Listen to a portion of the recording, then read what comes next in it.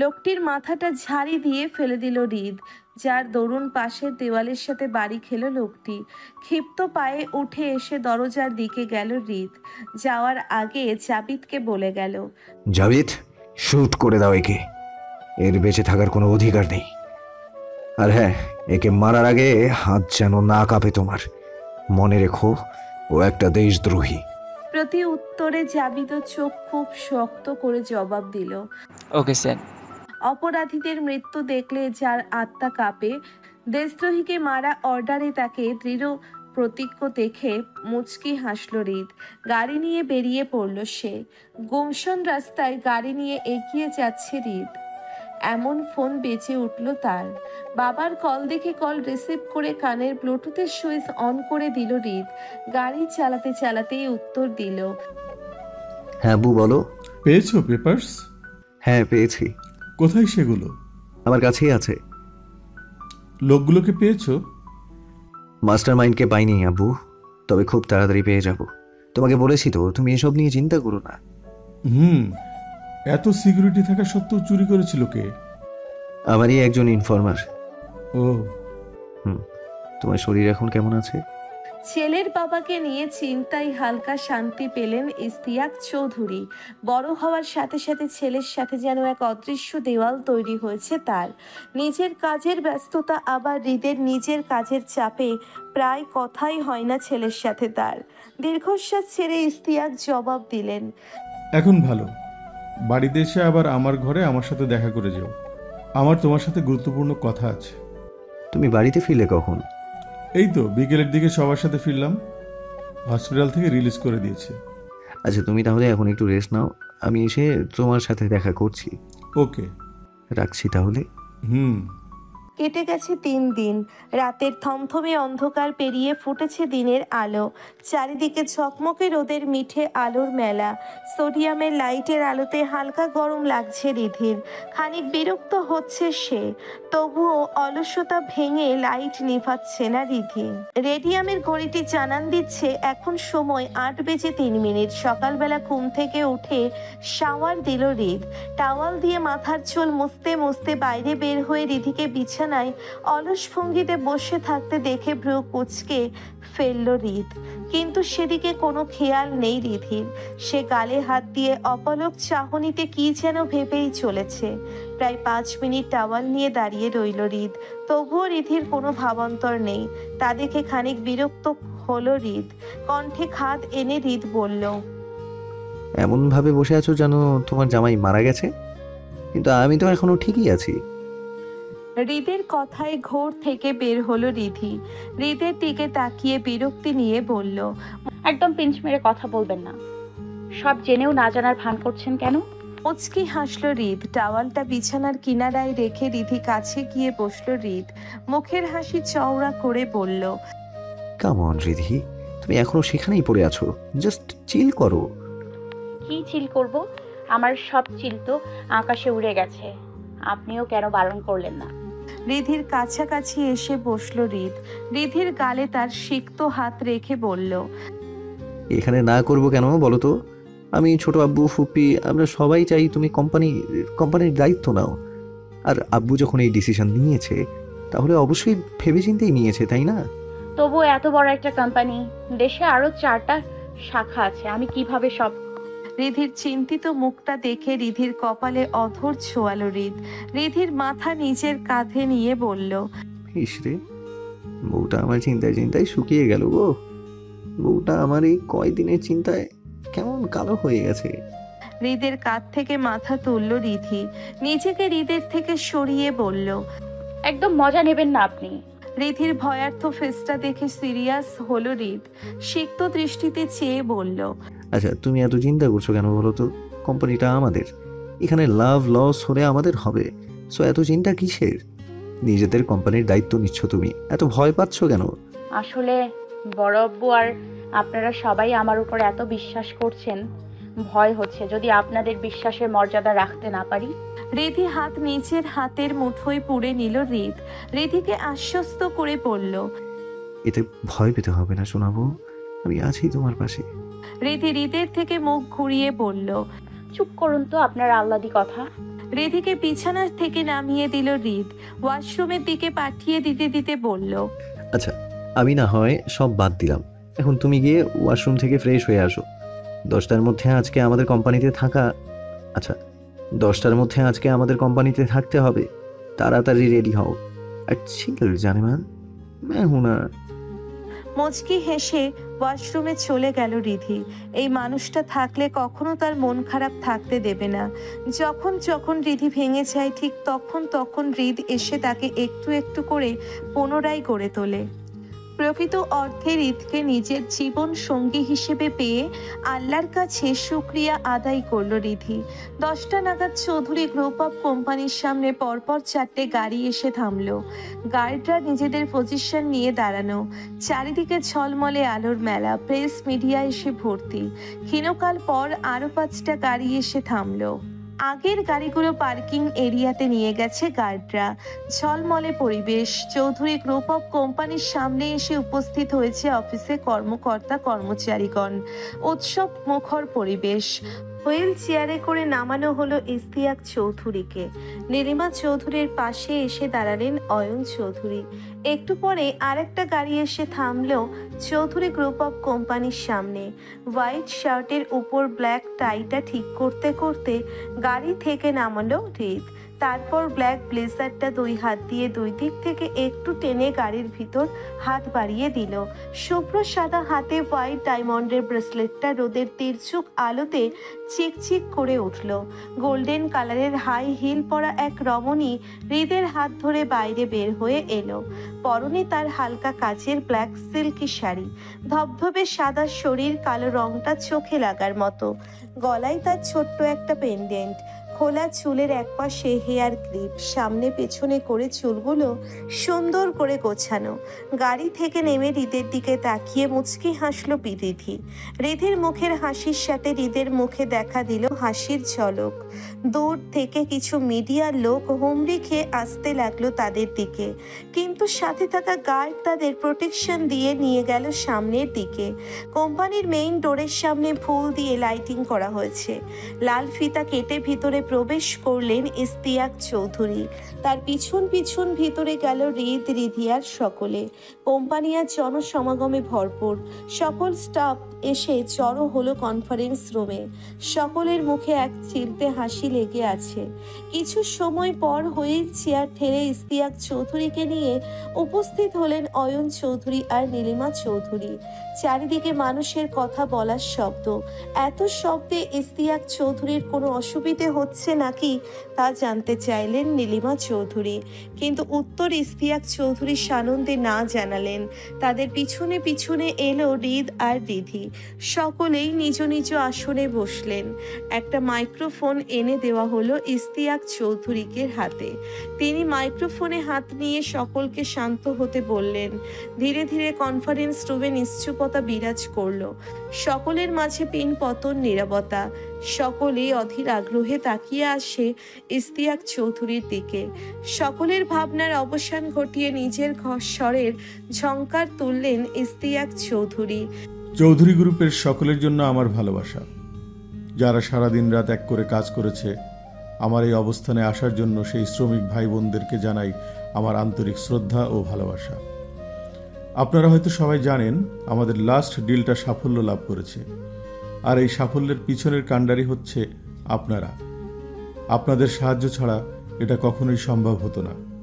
আর এই সাফল্যের জন্য আপনাদের এই মাসের বেতনের সাথে 25% বোনাস দেওয়া হবে। কনফারেন্স রুমের সকল স্টাফদের মুখের হাসি চওড়া হলো। চারিদিক মুখরিত হলো করধ্বনিতে। সকলের ফুলে ইশতিয়াক চৌধুরীর জয় জয়কার। সকলকে থামতে বলে আবারও মাইক্রোফোন তুলে নিলেন ইশতিয়াক চৌধুরী। তাই আজকের এই দিনে চৌধুরী গ্রুপের নতুন সিইও এর সাথে পরিচয় করিয়ে দেব আপনাদেরকে, যার হাতে থাকবে চৌধুরী গ্রুপ অফ কোম্পানির সকল রেসপন্সিবিলিটি। আশা করি আপনারা আমার এবং বোর্ড অফ ডিরেক্টরদের এই ডিসিশনের মর্যাদা রাখবেন, আর নিজের কাজ দিয়ে এই কোম্পানিকে আরও শিখরে তুলতে তাকে সাহায্য করবেন। অতঃপর রিধিকে নিজের কাছে ডেকে নিলেন ইশতিয়াক চৌধুরী। তারপর সকলের সাথে পরিচয় করিয়ে দিলেন। পেছনের সাইটের বড় মাল্টিমিডিয়া স্ক্রিনে গান বাজিয়ে রিধিকে অভিনন্দন বার্তা দেওয়া হলো। সেই সকলের করধ্বনি আর বাজি ফাটার শব্দ, রং বেরঙের লাইট জ্বলে উঠল। আর রিধিকে চৌধুরী গ্রুপ অফ কোম্পানিতে 5 বছরের জন্য সিইও করা হলো। কন্ট্রাক্ট পেপারে সিগনেচার করার সময় রিধির হাত হালকা কেঁপে উঠল। তখনই রিধির ঘাড়ে ভরসার হাত বাড়িয়ে দিল হৃদ। এতে যেন রিধির মনোবল পুনরায় ফিরে এলো। বুক থেকে ভারী নিঃশ্বাস ত্যাগ করে পেপারে সাইন করে দিল রিধি। 3টে নাগাদ অফিস থেকে বের হয়ে এলো হৃদ আর রিধি। খানিক আগে ইস্তিয়াক চৌধুরীকে নিয়ে বাড়ির উদ্দেশ্যে বেরিয়ে পড়েন অয়ন চৌধুরী ও নীলিমা চৌধুরী। গোমশান আকাশে ঘন শুভ্র সাদা মেঘের ঘনঘটা, চারিদিকে শরতের উৎসব। কোথাও কোথাও শোনা যাচ্ছে হিন্দুদের ঘরের ঢাকের শব্দ। হঠাৎ হঠাৎ আকাশে উড়ে যাচ্ছে শালিক পাখির ঝাঁক। পাখির কিচির মিচির শব্দে স্তব্ধ প্রাঙ্গণ মুখরিত। প্রাণদানকারী সঞ্জীবনীর ন্যায় ঘন সাদা মেঘের মধ্যে আকাশ নীলের উজ্জ্বল রেখা। এতে যেন আরশের সৌন্দর্য বেড়ে গেছে শতগুণ। ঘন কাশবনের মাঝে দিয়ে পিচ ঢালাই করা কংক্রিটের রাস্তা। সূর্যটা পশ্চিমা গগন অস্তমিল প্রায়। বিকেল 4টের সময় হৃদের রেড কালারের নিউ কার এসে থামলো ঢাকার দিয়া বাড়িতে চত্বরে। অনেকেই এসেছে কাশফুলের সৌন্দর্য উপভোগ করতে। সময় গড়ানোর সাথে সাথে মানুষের ভিড় বাড়ছে। পিচ ঢালাই করা রাস্তায় ছুটি বেঁধে হেঁটে চলেছে কপত কপতিরা। সেই সাথে যোগ হয়েছে সদ্য কৈশোরে পা দেওয়া নিব্বা নিব্বির দল। হাসি ঠাট্টায় মেতে আছে তারা। কেউ কেউ এই সুন্দর মুহূর্তটা ক্যাপচার করে রাখছে, আবার কেউ কেউ ক্যামেরা বন্দি করে রাখতে ব্যস্ত। ফাঁকা জায়গা দেখে গাড়ি পার্ক করলো হৃদ। তারপর দরজা খুলে রিধি হাত ধরে রওনা দিল পিচঢালা রাস্তার দিকে। ঘন কাশবন, কোনো কোনো ঝোপ মানুষের উচ্চতা ছাড়িয়ে আরো বড় হয়ে গেছে। সবুজ ডগার উপর শুভ্রতা ছড়ানো স্নিগ্ধ সাদা সাদা লম্বা ফুল। কোনো কোনোটা ঝরে গেছে ঝোড়ো বাতাসে, আবার কোনো কোনোটার 2-1টা পাপড়ি ঝরতে ব্যস্ত হালকা কোমল বাতাসের সাথে। উড়ে উড়ে ছড়িয়ে পড়ছে অজানায়। একটু পা চালিয়ে হাওয়ায় উড়ন্ত একটা পাপড়ি ছুঁয়ে দিল রিধি। কোনো সুগন্ধ নেই, অথচ কি সুন্দর মলিন বাহার। মন ভালো করার জন্য পারফেক্ট প্লেস। তবুও মুখটাকে ভার করে রেখেছে রিধি। এখানে আসবেন আগে বললেন না তো? It's a little surprise for my queen. সেদিকে পাত্তা না দিয়ে হৃদ বলল। কেমন লাগছে এখানে? রিধি ছোট্ট করে জবাব দিল, ভালো। শুধু ভালো, আর কিছু না? আর কি থাকবে? আর কি থাকবে মানে? যার মন ভালো করার জন্য আমি খোঁজ নিয়ে এত সুন্দর একটা জায়গা নিয়ে এলাম, তার মুখের হাসি কই? জবাব দিল না রিধি। ধীরে ধীরে দুইজনে মিলে এগিয়ে যাচ্ছে সামনের দিকে। বিরাজ করলো নীরবতা, কিন্তু হৃদের বোধ হয় নীরবতাটা পছন্দ হলো না। শার্টের হাতা ফোল্ড করতে করতে বলল, ফুচকা খাবি? হাঁটা থামিয়ে দিল রিধি। হৃদের দিকে তাকিয়ে চোখ দুটো ছোট ছোট করে বলল, ভূতের মুখে রাম নাম। আরে না, আমি সিরিয়াস। আজকে আমি খাওয়াবো, চল। আমি সব জায়গায় ফুচকা খাই না। আরে ট্রাই তো করে দেখো, তোমার ওই রোড সাইডের ফুচকার থেকে ভালো। মুখের ভঙ্গিমা চেঞ্জ করে ফেলল রিধি। মনে মনে বলল, এই মানুষটাকে আর আমি বুঝলাম না। তুই, তুমি, তুমি, আপনি মিলিয়ে সব জায়গায় খিচুড়ি করে ফেলেছে। রিধিকে কিছু ভাবতে দেখে হৃদ আবার বলল, কি হলো, চল। আপনার তুই, তুমি, আপনি বলার টাইমিংগুলা ঠিক আমি বুঝি না। রিধির কথা যেন কানে নিল না হৃদ। সামনের দিকে যেতে যেতে বলল, চল খাবি। রিধি না হেঁটে অন্যদিকে তাকিয়ে বলল, খেতে পারি, কিন্তু আমার 2টা শর্ত আছে। হৃদ ভ্রু কুঁচকে বলল, কি? আপনাকে আমার সাথে খেতে হবে, আমরা কম্পিটিশন করে খাবো। কম্পিটিশনের কি দরকার? তুই যতগুলো খেতে চাস আমি ততগুলোই খাওয়াবো। ধুর, আপনি চুপ করুন তো। একা খেয়ে মজা নেই, আর কম্পিটিশন করে খাওয়ার স্টাইল আলাদা। ওকে, রাজি। এখন দ্বিতীয়টা বলে আমাকে ধন্য করুন কুইন। রিধি মুচকে হেসে বলল, কম্পিটিশনে যে হারবে তার আইসক্রিম খাওয়াতে হবে। লাইক আমি জিতে গেলে আমি যতক্ষণ না করব না ততক্ষণ পর্যন্ত আমাকে আইসক্রিম খাওয়াতে হবে। রাজি? লাইক বলার কি আছে? তুই জিতবি সেটা তো জানাই। আগেই হার মেনে নিচ্ছেন। এনিওয়ে, রাজি নাকি তাই বলুন। রাজি না হয়ে উপায় আছে? তারপর রিতকে নিয়ে কাছাকাছি একটি রেস্টুরেন্টে গেল রিধি, আর একজনকে বলল 2 প্লেট ফুচকা আনতে। তারপর শুরু হলো কম্পিটিশন, আর বলা হলো যে আগে 1 প্লেট ফুচকা শেষ করতে পারবে সেই জিতবে। কিন্তু সময় পেরিয়ে দেখা গেল রিদ আর রিধির একসাথে খাওয়া শেষ হলো। খাওয়া শেষে রিধি ভ্রু কুঁচকে মুখটা ছোট করে মনে মনে বলল, এটা কি হলো? উনি এতগুলো ফুচকা এত তাড়াতাড়ি খেলো কিভাবে? উনি তো ফুচকা খান না। রিধির মুখটা দেখে রিদ শয়তানি হেসে মনে মনে বলল, আমাকে তো চিনো না বাছাধন। তুমি এখন এক গাদা আইসক্রিম খেয়ে ঠান্ডা লাগাবে আর আমি বসে বসে দেখবো? এটা কখনো হতে পারে? রিদকেও চুপ করে বসে থাকতে দেখতে রিধি বলল, এটা কি হলো? কি হলো? আপনি এত তাড়াতাড়ি কিভাবে খেলেন? কিভাবে আবার? মুখ দিয়ে। রিধি বিরক্ত নিয়ে বলল। সেটা তো আমিও জানি। তারপর মাথায় 2 হাত দিয়ে একটু ভেবে আবার বলল, দেখুন, এখন যেহেতু বোঝা যায়নি কে জিতেছে, তাই আবার কম্পিটিশন হবে। একবার খেয়েছি বলে বারবার খাবো? পাগল নাকি? এইসব আমার ভালো লাগে না। রিধি বিড়বিড় করে বলল। গুমরা মুখ নিরামিষ কোথাকার। তারপর মুখে ভোলাভালা হাসি ফুটিয়ে উৎসাহিত কণ্ঠে বলল, এমন করছেন কেন? আর একবার প্লিজ প্লিজ, না করবেন না প্লিজ। রিধির হাসি হাসি মুখটা দেখে বুক ভরে নিঃশ্বাস নিয়ে রিদ বলল। আচ্ছা ঠিক আছে, এটাই কিন্তু লাস্ট চান্স আর লাস্ট বার। রিধি সময় ব্যয় না করে বলল, ওকে ওকে, তাই হবে। আপনি এক কাজ করুন, এখানে একটু বসুন আর আমি ওইখান থেকে ফুচকা নিয়ে আসি। যাওয়ার কি দরকার? অর্ডার দিলেই তো দিয়ে যাবে। রিধি বিরক্ত হয়ে বলল। আহ, এত কথা বলেন কেন? চুপ করে বসুন, আমি আসছি। হৃদের জবাবের অপেক্ষা করলো না রিধি, বড় বড় পা ফেলে এগিয়ে গেল ফুচকা আনতে। আর হৃদ ফ্যালফ্যাল করে রিধির যাওয়ার পানে তাকিয়ে রইল। একটু এগিয়ে গিয়ে একজনের কাছে গেল রিধি, তারপর চোখ রাঙানি দিয়ে বলল, ভাইয়া, ফুচকায় ঝাল এত কম দিয়েছেন কেন? ম্যাম, স্যারই তো বললো ফুচকা ঝাল কম দিতে। রিধি মনে মনে বলল। বাহ বাহ, আমার সাথে চলে কি? তারপর লোকটার দিকে তাকিয়ে বলল, আচ্ছা, আরো 2 প্লেট ফুচকা দিন, আর ঝাল বেশি করে দেবেন, যেন চোখ দিয়ে পানি বের হয়ে যায়। ঝাল বেশি না হলে কিন্তু বিল দিব না। লোকটা মাথা নিচু করে বলল। Okay ma'am. 5 মিনিট পর 2 প্লেট ফুচকা নিয়ে হাজির হলো রিধি। 1 প্লেট রিদকে দিয়ে বলল। নিন নিন, শুরু করুন। রিদ ফুচকার দিকে তাকিয়ে বলল। এগুলো এত লাল কেন? রিধি তাড়া দিয়ে বলল। আরে আরে, শুরু করুন, না হলে দেরি হয়ে যাবে কিন্তু আপনার।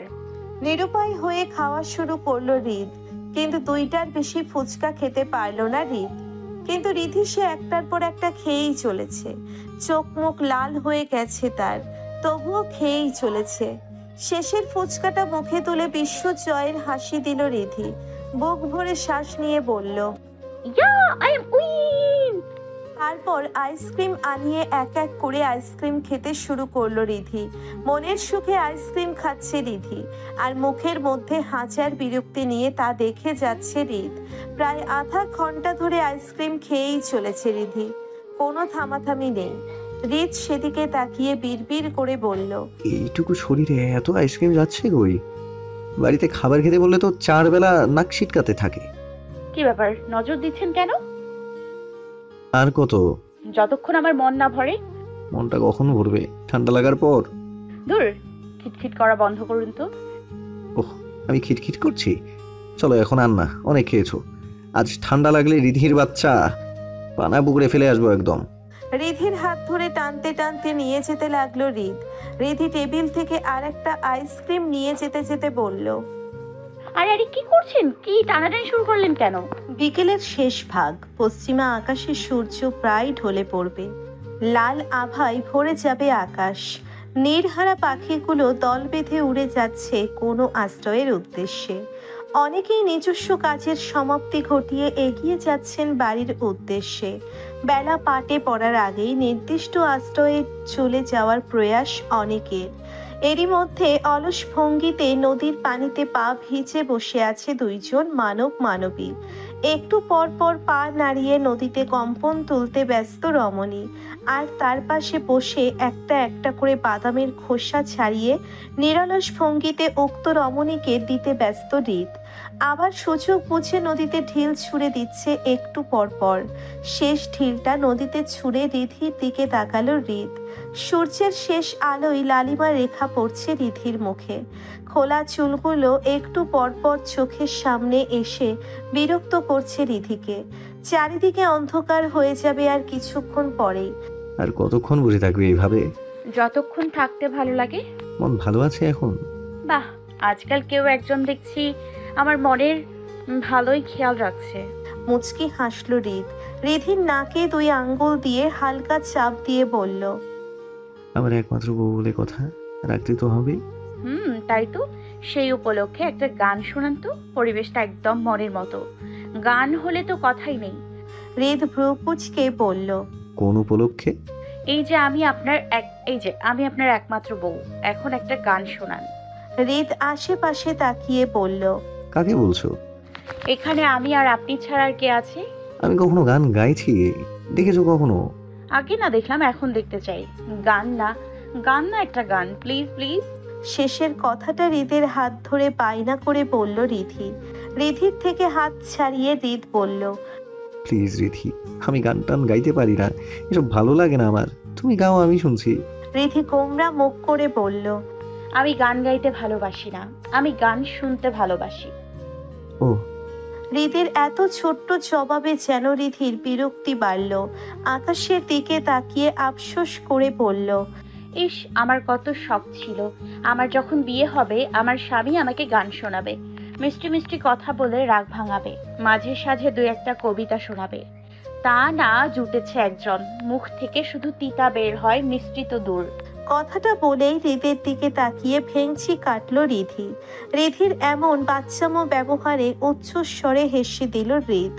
তারপর রিধির মাথাটা নিজের কাঁধে নিয়ে বিড়বিড় করে বলল, এমন করছো যেন তুমি এখনো বাচ্চা। রিধি হৃদের কথায় পাত্তা না দিয়ে বলল, একটা কথা বলি। এতক্ষণ ধরে এত কথা বলে আমার মাথাকে এখন জিজ্ঞেস করা হচ্ছে একটা কথা বলবে কি না? কথা শোনাচ্ছেন, আমি বেশি কথা বলি তাই তো। ওকে, দরকার নেই, বলবো না। আরে রাগ করো কেন, বলো, শুনছি। রিধি বলল না, চুপ করে গাল ফুলিয়ে বসে রইল। রিধির গাল দুটো টেনে বলল, কি হলো বলো। আচ্ছা, ভালোবাসা কি? ধক করে উঠল হৃদের মনে। হঠাৎ এমন প্রশ্নের জন্যে মোটেই প্রস্তুত ছিল না সে। নিচে ধাতস্থ করে আকাশের দিকে তাকিয়ে বলল, ভালোবাসা তো নির্দিষ্ট কোনো সংজ্ঞা হয় না, এক একজনের অনুভূতি এক এক রকম, সেই সাথে তাদের জন্য তাদের ভালোবাসার ধরন সংজ্ঞাও আলাদা। রিধি খামখেয়ালির স্বরে উত্তর দিল, সবারটা শুনতে চাইছে কে? আপনি আপনারটা বলুন। ভালোবাসা হলো পাগলামি।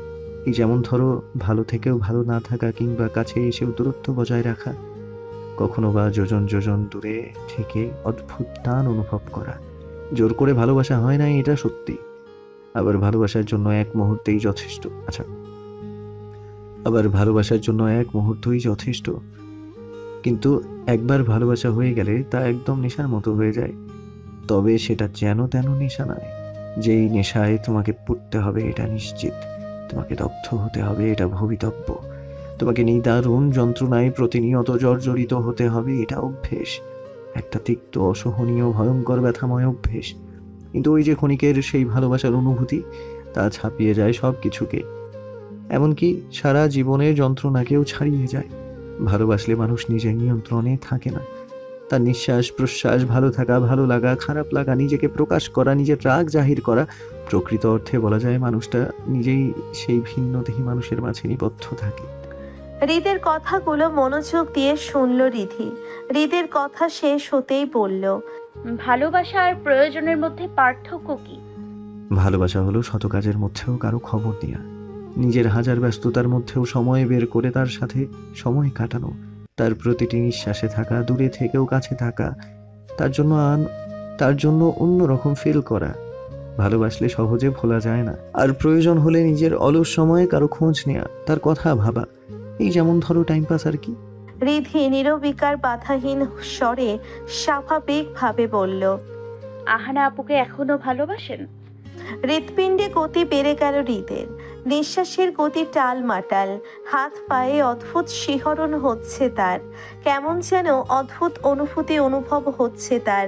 অথচ এই মেয়েটাকে দেখো কেমন স্থির রয়েছে সে, কেমন বিকারহীন ভাবে তাকিয়ে আছে সামনের দিকে, কিছুতেই যেন আসে যায় না তার। ছোট্ট একটা কথা দিয়ে কি সুন্দর প্রাপ্তবয়স্ক পুরুষের মনে অস্বস্তি ধরিয়ে দিল, কাঁপন ধরিয়ে দিল তার হৃদ মাঝারে। হৃদকে চুপ থাকতে দেখে মুচকি হাসল রিধি, আবারও একই ভঙ্গিতে নিষ্পলকভাবে বলল, আমাকে ভালোবাসেন? এবারেও হয়তো প্রস্তুত ছিল না হৃদ এমন প্রশ্নের জন্য। সে এই প্রথম অবাক ভঙ্গিতে রিধিকে দেখছে। কই আগে তো কখনো রিধি এসব জিজ্ঞেস করেনি, আজ কি হলো মেয়েটার? সত্যিই তো আগে তো তার মনে এসব কথা আসেনি, হয়তো সে উপলব্ধিই করেনি এমন অনুভূতি বা প্রশ্ন। হৃদকে এবারেও চুপ থাকতে দেখে আর কোনো জোর করলো না রিধি। হৃদের হাতের ভাঁজে হাত রেখে বলল, আমরা হয়তো স্বাভাবিক স্বামী স্ত্রীর মতো না, তাদের মতো বৈবাহিক সম্পর্ক হয়তো আমাদের মাঝে নেই, তবু আপনি মুভ অন করেছেন, এই অনেক। নিজের পরিবারের জন্য খাপ খাইয়ে নেয়ার চেষ্টা করছেন, তাতেই হবে। স্বামী স্ত্রীর মতো না হলেও আমাদের মধ্যে এমন একটা সম্পর্ক আছে যা আমাকে আপনার সাথে বেঁধে রেখেছে। আপনার কষ্টে আমার কষ্ট হয়, আমি যখন এলোমেলো হয়ে যাই আপনি তখন খুব যত্ন করে আমাকে গুছিয়ে দিয়ে যান, আমাকে শক্তি দেন। আপনার এই পদক্ষেপটুকুই যথেষ্ট। থেমে গেল রিধি, হয়তো আরো অনেক কিছু বলতে চাইছিল, কিন্তু গলায় এসে শব্দগুলো কেমন যেন দলা পাকিয়ে যাচ্ছে। বুকের ভিতর কোথায় যেন চিনচিনে ব্যথা অনুভব করছে রিধি। সে কি গভীরভাবে হৃদরোগে আক্রান্ত হয়ে গেল? তবে কি রিধি সেই ছোঁয়াচ্ছে রোগ যা থেকে রিধিও নিস্তার পেল না? গভীরভাবে আক্রান্ত সে হৃদ নাম অসহনীয় রোগে। চোখ বন্ধ করে বুক ভরে নিঃশ্বাস বায়ু টেনে নিল রিধি। হুট করেই যেন শ্বাস নিতে কষ্ট হচ্ছে। হঠাৎ করে আশেপাশের পরিবেশে অক্সিজেন সংকট হলো যেন, নাকি হৃদ এখনো হয়তো অন্য কাউকে ভালোবাসে কথাটা ভেবেই তার এত কষ্ট হচ্ছে। মাথায় বেশি চাপ দিল না রিধি, তৎক্ষণাৎ বসা থেকে উঠে দাঁড়ালো। রিধিকে উঠতে দেখে হৃদ নিজেও উঠে দাঁড়ালো। হঠাৎ করেই কেমন যেন অদ্ভুত অসহনীয় পরিবেশ বিরাজ করলো দুজনের মাঝে। এত কাছাকাছি থেকেও যেন আকাশ সমান অদৃশ্য দেওয়াল দেখা দিল দুজনের মাঝে। একসাথে হেঁটে যাত্রা শুরু করলো তারা গাড়ির উদ্দেশ্যে। রাস্তার সাইডে গাড়ি পার্ক করা, তারা গাড়ি থেকে অনেক দূরে চলে এসেছে। চারিদিকে অন্ধকার নেমে এসেছে প্রায়, রাস্তায় এখন তেমন মানুষজন নেই। মাঝে সাঝে ঝিঝি পোকা আর শেয়ালের ডাক শব্দ শোনা যাচ্ছে যেন। শহরের এইরকম এলাকায় শেয়ালের ডাক শোনা নেহাতি অসম্ভব। তবে কি ভুল শুনল হৃদ? না, সবকিছু গুলিয়ে আসছে তার। অন্ধকার চাঁদহীন আকাশে ঘন কালো মেঘ অনেক আগে থেকেই দেখা দিয়েছে, কিন্তু অন্যমনস্ক হৃদ বা রিধির সেই দিকে খেয়াল ছিল না। হঠাৎ করেই ঝোড়ো বাতাসের সৃষ্টি হলো। রিধির হাতটা শক্ত করে ধরে সামনের দিকে হাঁটা ধরল হৃদ। আকস্মিক নিজের ফোনের ভাইব্রেটের শব্দে রিধি হাত ছেড়ে থেমে গেল হৃদ। চারপাশে অন্ধকার, দূর থেকে আলোর ঝাপসা ছাতি দেখা যাচ্ছে, তবে তা খুবই শব্দ পরিমাণে, প্রয়োজনের তুলনায় নেহাতি ক্ষুদ্র। হাত গলিয়ে পকেট থেকে ফোন বের করলো হৃদ। ফোন স্ক্রিনে আকরাম হাসানের নামটা চলচল করে প্রজ্বলন হলো। উপায় অন্তরে না পেয়ে ফোনটা রিসিভ করে কানে ধরলো হৃদ। আসসালামু আলাইকুম স্যার। না, আর কিছু শোনার ইচ্ছে হলো না রিধির। পা বাড়িয়ে পাশেই একটি গাছের নিচে যেতে লাগলো। মনটা ভালো নেই, তার মধ্যে হঠাৎ করেই ঝোড়ো হাওয়া। তীক্ষ্ণ বাতাসে গাছপালা ভেঙে যাওয়ার মতো চরমর করে শব্দ করে উঠছে, তবুও তেমন ভয় পেল না রিধি। ঝোড়ো দমকা হাওয়ার সাথে বালি উড়ে আসছে ক্ষণে ক্ষণে। শরীরটা কেমন শিরশির করে উঠল রিধির। কেমন যেন চুলকানি শুরু হতে লাগলো। তাই শাড়ির তাই শাড়ির আঁচল টেনে মাথায় ঘোমটা দিয়ে সর্বাঙ্গ ঢেকে নিল রিধি। ধীর পায়ে এসে একটা আম গাছের নিচে দাঁড়ালো রিধি। অদূরে দেখা যাচ্ছে বিস্তৃত খোলা ময়দান। ময়দানটা দেখেই রিধি অনুমান করলো ওইটা হয়তো কোনো খেলার মাঠই হবে। তবে শহরে এত বড় খেলার মাঠ খুব কমই দেখা যায়। ক্ষীণকালের মধ্যে কিছুর খচখচ শব্দ শুনতে পেল রিধি। মনের মধ্যে কেমন যেন ভয় হতে লাগলো। দ্রুত পায়ে হৃদের দিকে ফিরে যাবে এমন সময় আম গাছের বাম পাশে একটা ছোট্ট খরগোশের বাচ্চা দেখতে পেল রিধি। হঠাৎ করেই রিধির মনের মধ্যে যেন আনন্দের জোয়ার বয়ে গেল। ঘন কালো অন্ধকারের মাঝে নিস্তব্ধ প্রহরীর ন্যায় ঘোলাটে চোখেই খরগোশটাকে লক্ষ্য করতে লাগলো রিধি। অন্ধকারের মাঝেও খরগোশটা যেন চলে চলে উঠছে। অন্ধকারময় রাতও যেন তার উজ্জ্বলতা কমাতে পারেনি।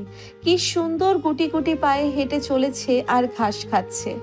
আকস্মিকভাবে উপরের দিকে নজর গেল রিধির। সে খেয়াল করলো গাছের একটা ডাল অতিরিক্ত বাতাসের চাপে কটমট করে ভেঙে পড়বে এমন অবস্থা। যে কোনো সময় ডালটা খরগোশটার উপর পড়তে পারে। সময় নষ্ট করলো না রিধি। দ্রুত পায়ে এগিয়ে গিয়ে খরগোশটা কোলে তুলে নিল রিধি। খরগোশটা বড় বড় লোমযুক্ত শরীরের আলতো করে হাত বুলিয়ে দিল।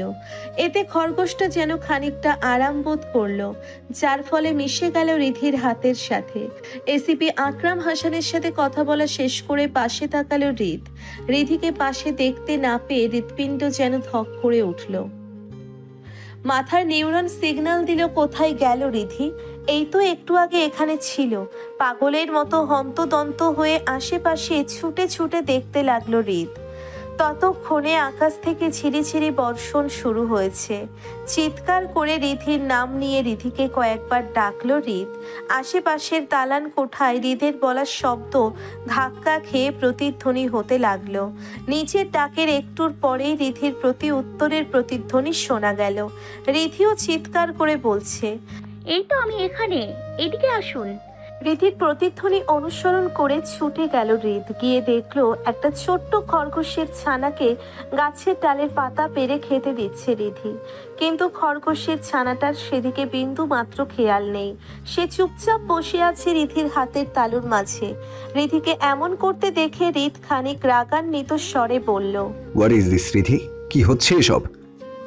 রিধি মুচকি হেসে বলল, এই দেখুন না, কি সুন্দর কিউট একটা খরগোশের ছানা। নিন নিন, কোলে নেবেন আপনি। একটু পিছিয়ে গেল হৃদ। চোখ মুখ শক্ত করে বলল, এসব কি রিধি? তুমি এখানে এটা নিয়ে পড়ে আছো? বৃষ্টির মাত্রা বাড়ছে, সেদিকে খেয়াল আছে? আর তুমি আমার কাছ থেকে সরে এসেছো কেন? তো কি করব, আপনি কথা বলছিলেন তাই ভাবলাম একটু। থাক, আর বলতে হবে না। এখন চলো, বৃষ্টি আরো বাড়বে মনে হচ্ছে। খরগোশের বাচ্চাটার দিকে তাকিয়ে বলল, এই খরগোশের বাচ্চাটা কি করব না জানি কার, কি মিষ্টি একটা বাচ্চা। হৃদ খানিক বিরক্ত নিয়ে বলল, ওইটাকে ওখানেই রেখে আসো, এখন তাড়াতাড়ি চলো। রিধি খরগোশের বাচ্চাটাকে নিজের দিকে নিবিড়ভাবে জড়িয়ে নিয়ে বলল, না, এটা আমি এখানে রেখে যাব না। এই বৃষ্টির মধ্যে এটার বিপদ হলে তখন কি হবে? আমি এটা আমার সাথে নিয়ে যাব। হৃদ নিজেকে শান্ত করার চেষ্টা করে বলল। উফ, চলো তো। রিধির হাত ধরে দৌড়াতে লাগলো হৃদ। এক ছুটে গাড়ির কাছে এসে থামলো। তারপর রিধিকে ফ্রন্ট সিটে বসিয়ে নিজে ড্রাইভিং সিটে বসে পড়ল। হৃদের শার্ট ভিজে টইটম্বুর হয়ে গেছে। রিধি গাছের নিচে ছিল বলে তেমন একটা ভেজেনি। খরগোশটাকে নিজের পাশে বসিয়ে শাড়ি ঝাড়তে লাগলো রিধি। এমন সময় রিধির শাড়ির আঁচল টেনে নিচে মাথা মুছে নিতে লাগলো হৃদ। রিধি শুধু বাকরুদ্ধ হয়ে হৃদের কাণ্ড দেখতে লাগলো। রিধিকে নিচের দিকে তাকিয়ে থাকলে দেখে হৃদ ঠোঁটের কোণে দুষ্টু হাসি ফুটিয়ে চোখ টিপ মারলো। সাথে সাথে নিজের দৃষ্টি সরিয়ে নিল রিধি। আর হৃদ ঠোঁট কামড়ে মুখের হাসি চড়াও করে গাড়ি স্টার্ট দিল। খালামণি, খালামণি। এমন ডাক শুনে ড্রয়িং রুমে এসে উপস্থিত হলেন ইরিনা চৌধুরী।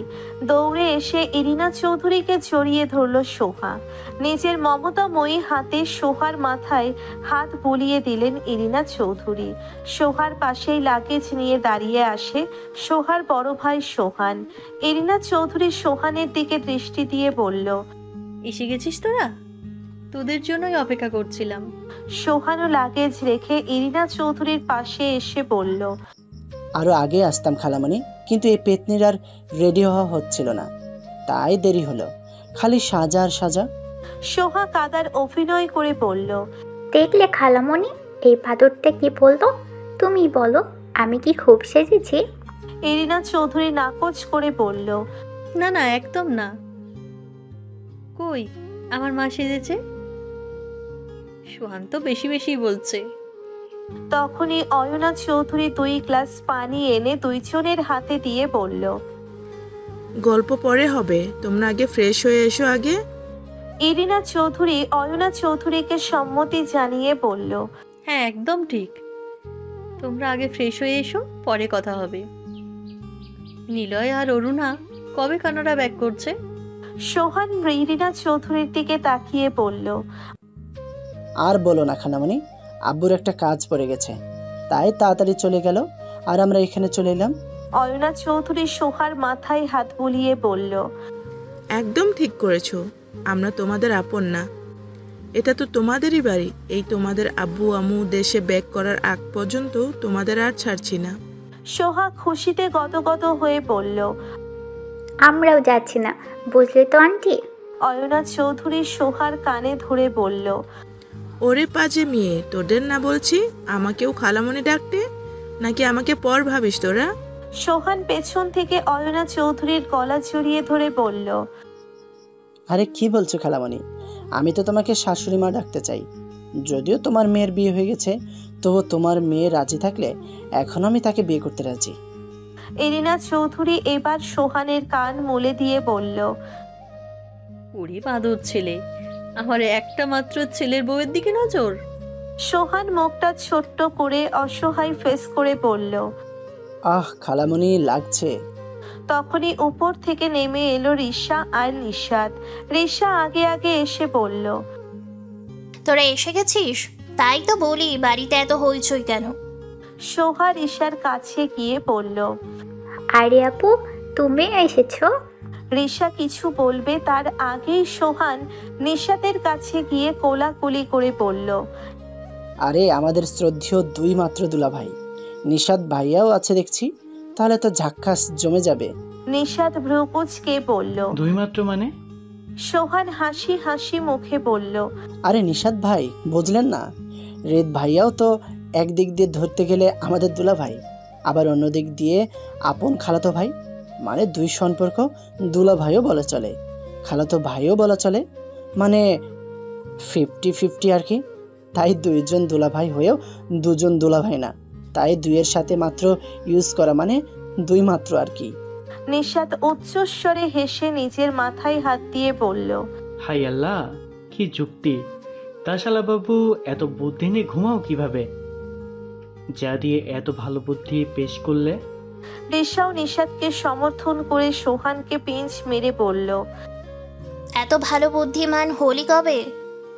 সোহান শার্টের কলার উঁচু করে স্টাইল করে দাঁড়িয়ে বলল, আপু, আমি বরাবরই বুদ্ধিমান, শুধু তোরাই আমার বুদ্ধির নমুনাগুলো দেখলে না।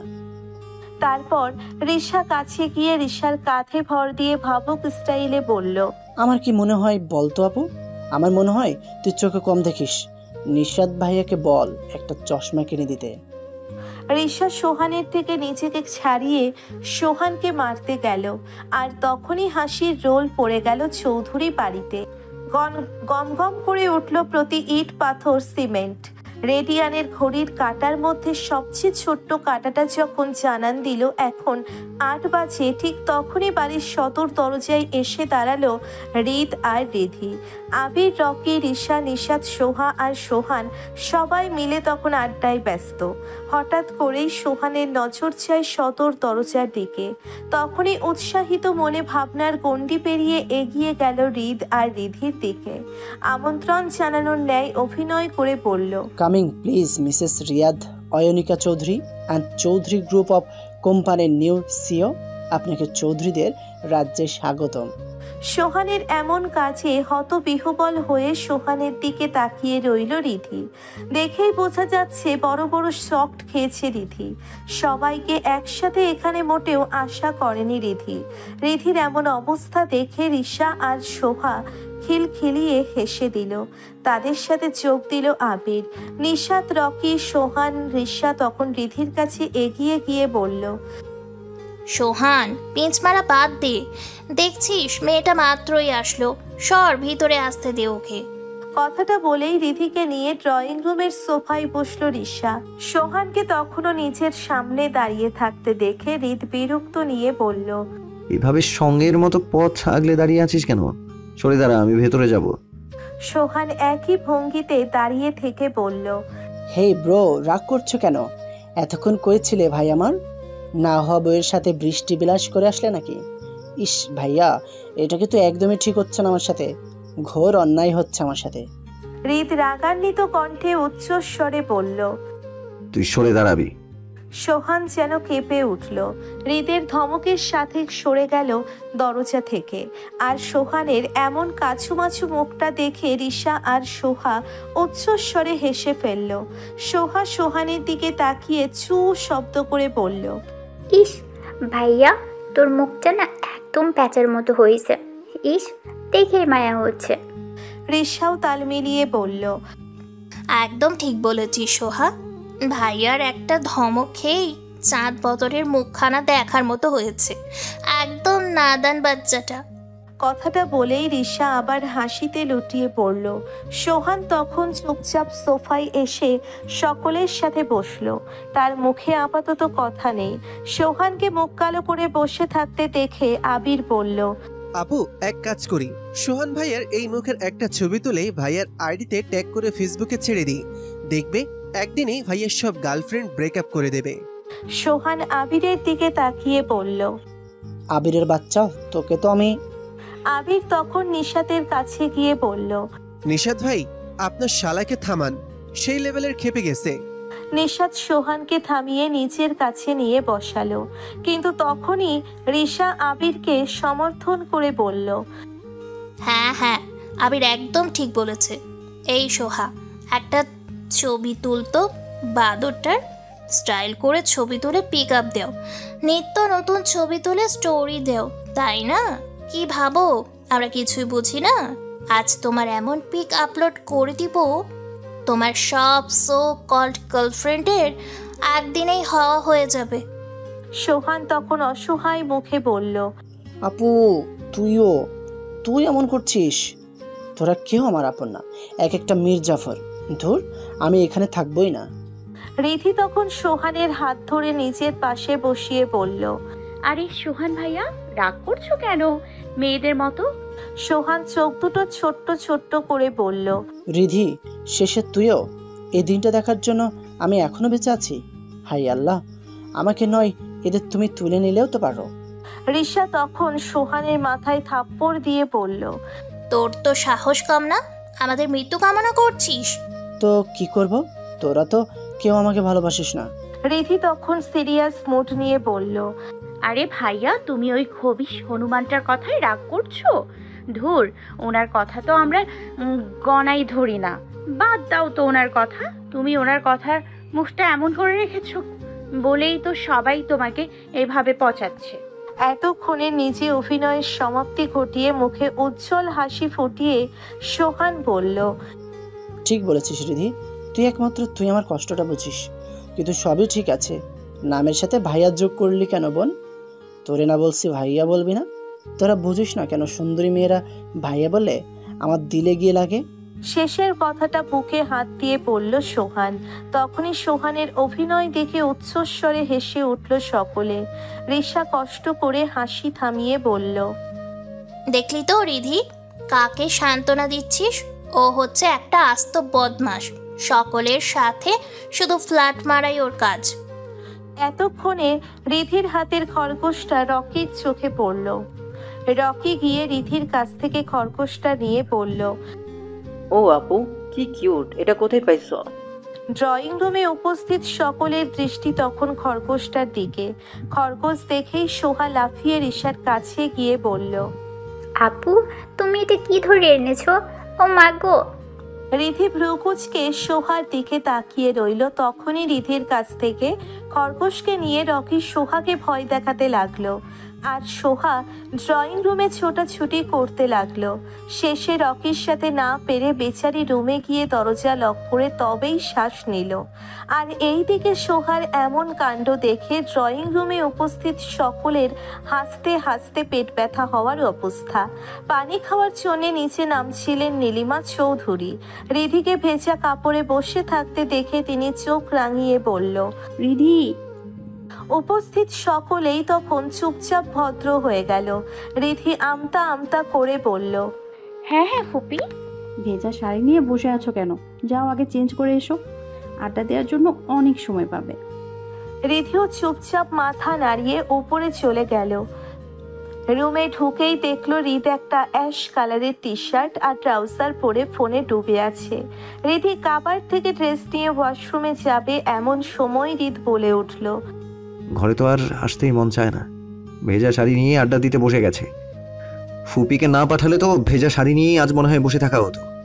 রিধি তখন রিধের দিকে তাকিয়ে বলল, ও তার মানে আপনি ফুপিকে পাঠিয়েছেন।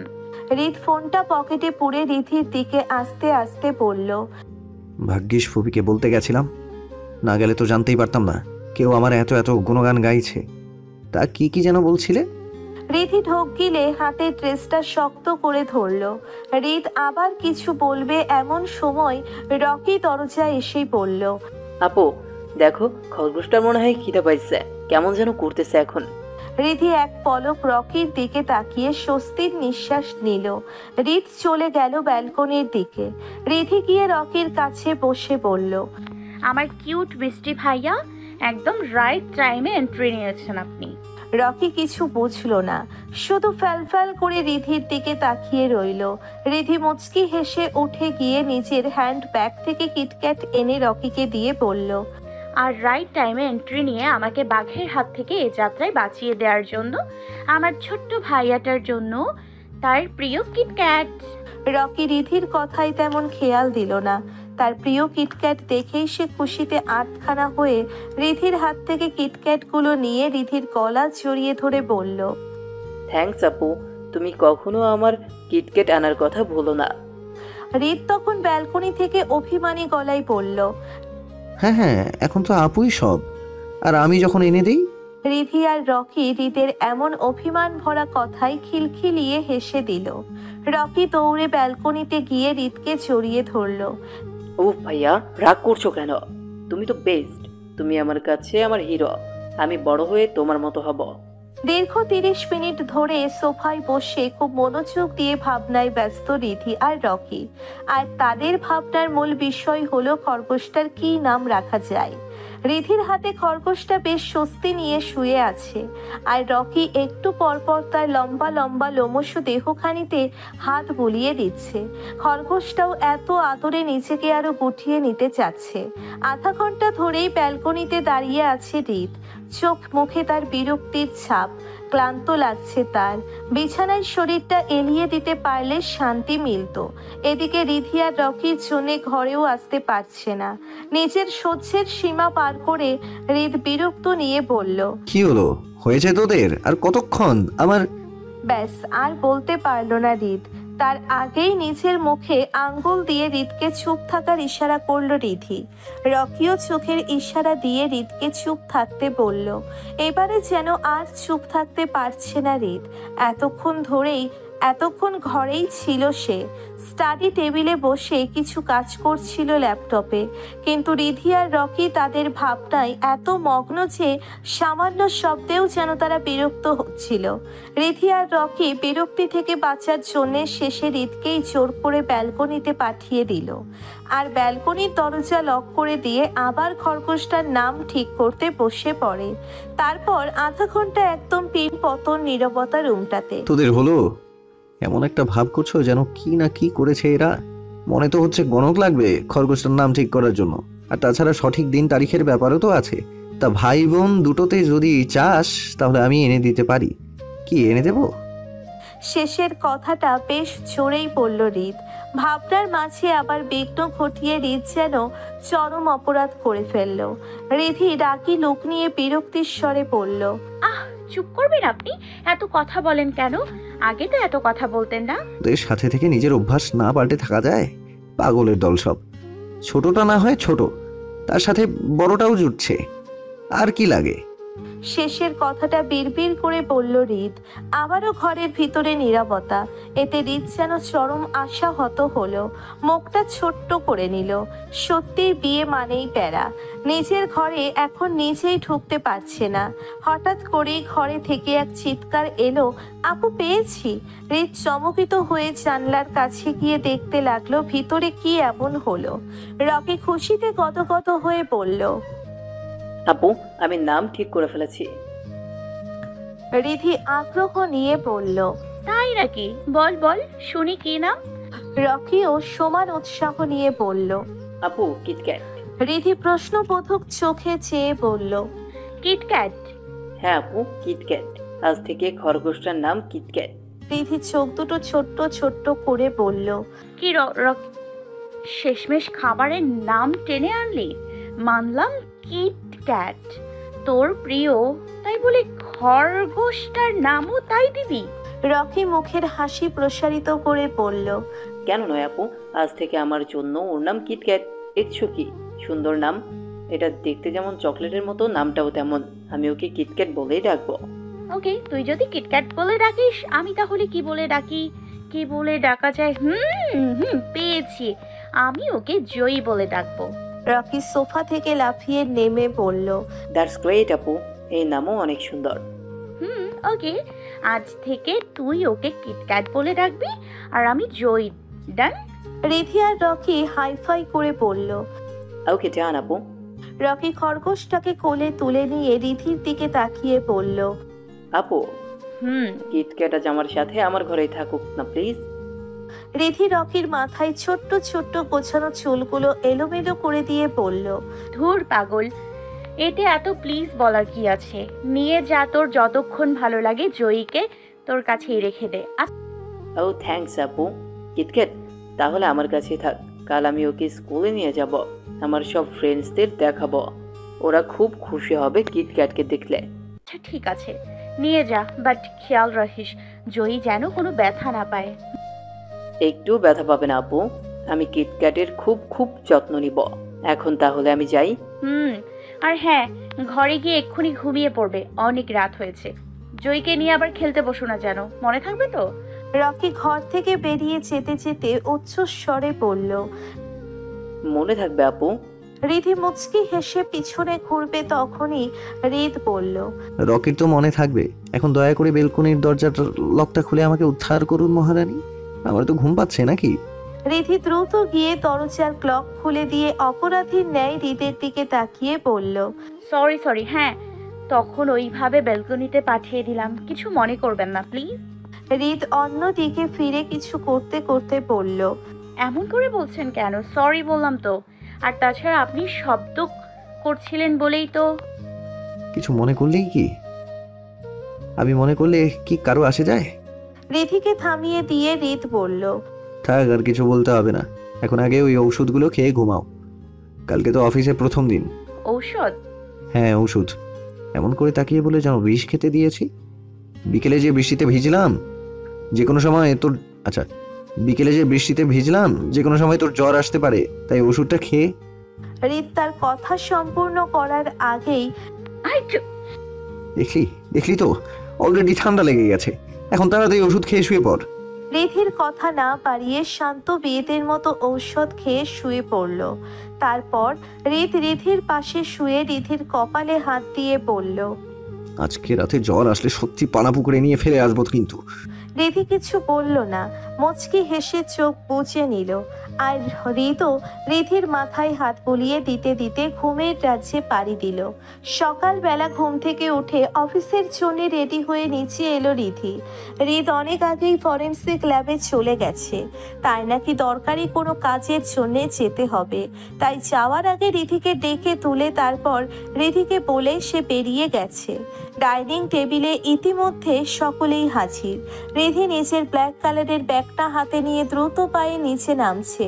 রিধির তাড়াহুড়ো দেখে ইরিনা চৌধুরী বলল, এত তাড়াহুড়া করছিস কেন রিধি? আস্তে ধীরে আসতে পারিস তো, হঠাৎ করে হোঁচট খেয়ে পড়ে গেলে তখন?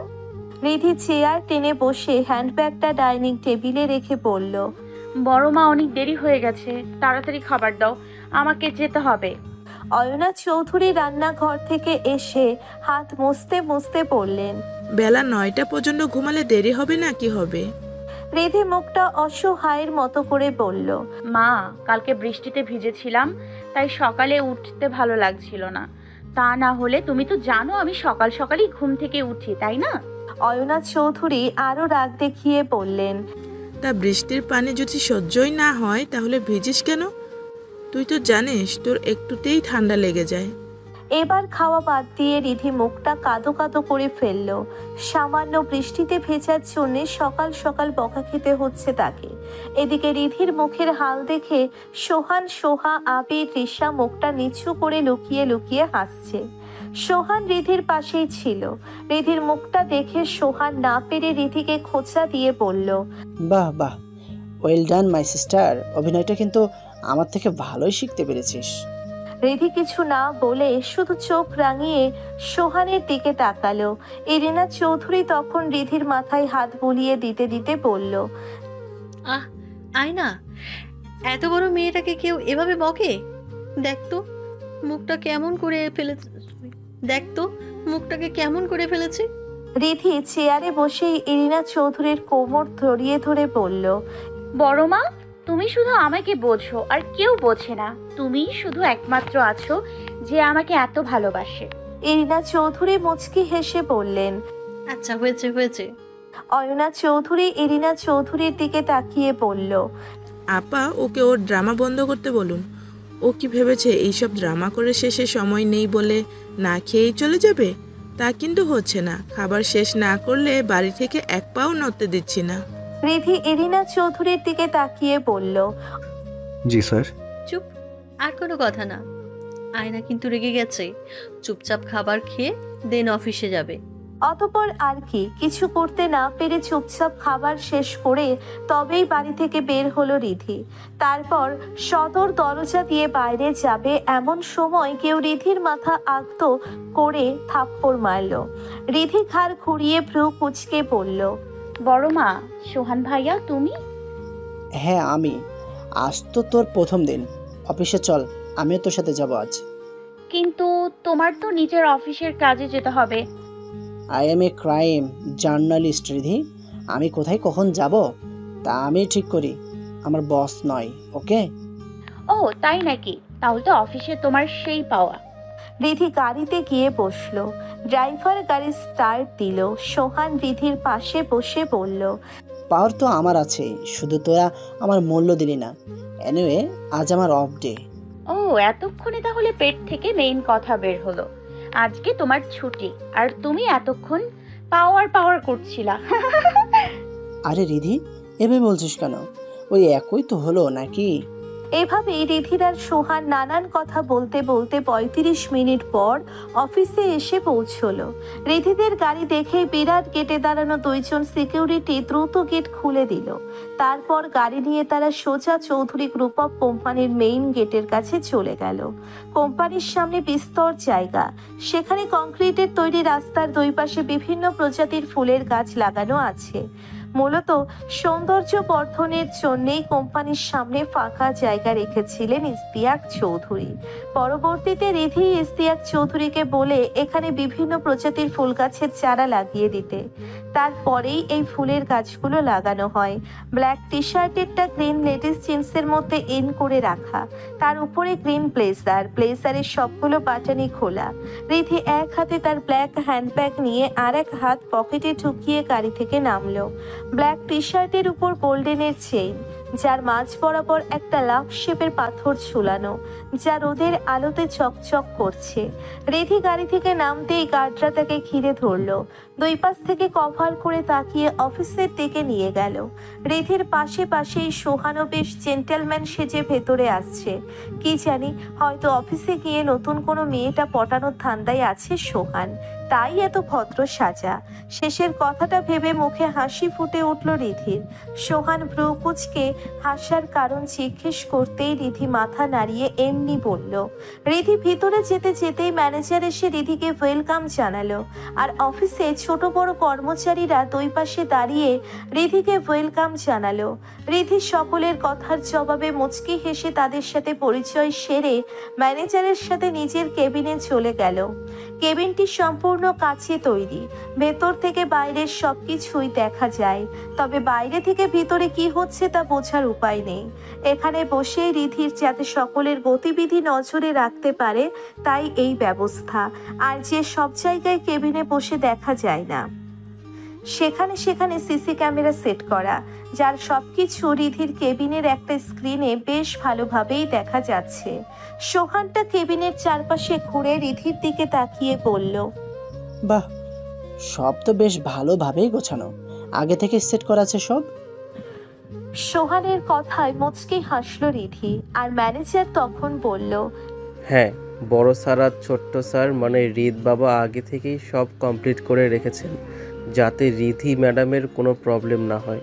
রিধি ম্যানেজারের দিকে তাকিয়ে বলল, এসব কি ম্যানেজার আঙ্কেল? আমি তো আপনার মেয়ের মতো, আর তাছাড়া আমি আপনাকে আঙ্কেল ডাকি, তাই এইসব ফর্মালিটি বাদ দিন। আপনি আমাকে রিধি বলেই ডাকবেন, আগে যেমন ডাকতেন। কোনো কিন্তু না ম্যানেজার আঙ্কেল, আপনি আমাকে রিধি বলেই ডাকবেন। আচ্ছা ঠিক আছে, তোমাকে আমি রিধিমা বলে ডাকবো। আচ্ছা ঠিক আছে। তারপর রিধি ম্যানেজারকে সকলের উদ্দেশ্যে বলতে বললেন, সকলে যেন নিজ নিজ কাজে যোগ দেয়। ম্যানেজারও মাথা নাড়িয়ে কেবিন থেকে বের হয়ে এলো আর সকলকে যার যার নিজের কাজ শুরু করে দিতে বলল। সামনাসামনি চেয়ারে বসে আছেন রিদ আর এসিপি আকরাম হাসান। এসিপি আকরাম হাসানের কপালে চিন্তার ছাপ, কিন্তু রিদ সে নির্লিপ্ত ভঙ্গিতে পায়ের উপর পা তুলে এক হাত দিয়ে কপাল ঘষতে ব্যস্ত। আকরাম হাসান এক নজরে তাকিয়ে আছেন হৃদের দিকে।